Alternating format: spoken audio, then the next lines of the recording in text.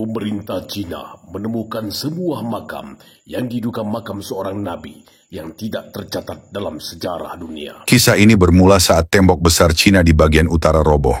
Dalam proses evakuasi, tim arkeologi menemukan sebuah batu besar yang tampak seperti pintu masuk goa.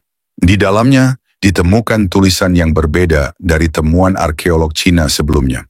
Tulisan ini diduga merupakan tulisan Arab klasik yang masih dapat dibaca saat ini dengan jelas.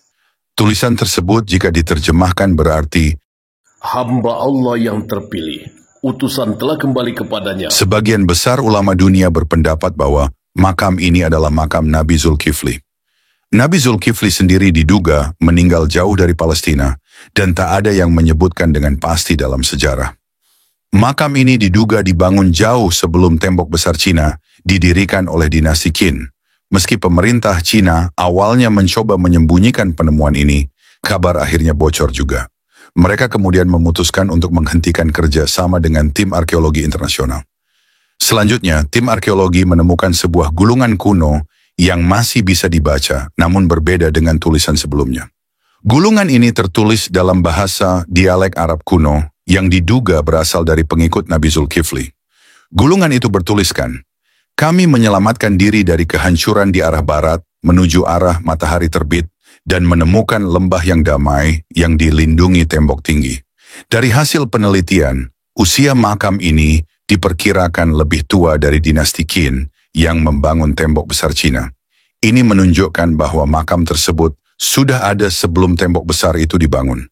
Penemuan ini memicu minat dari banyak warga Cina non-Muslim yang mulai memeluk agama Islam setelah mendengar penemuan ini.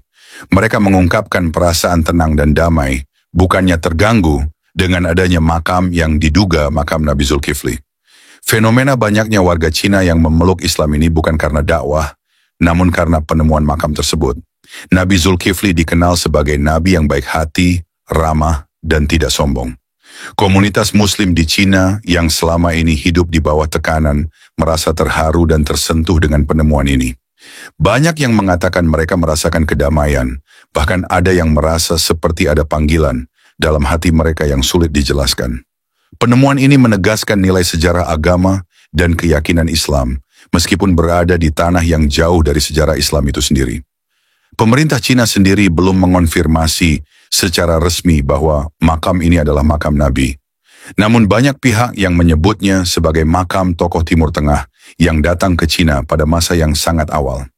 Kini, penemuan makam yang diduga makam Nabi Zulkifli ini menjadi sorotan publik dari berbagai kalangan, baik pejabat, kalangan menengah, bahkan rakyat biasa, baik yang beragama Islam maupun non-Islam.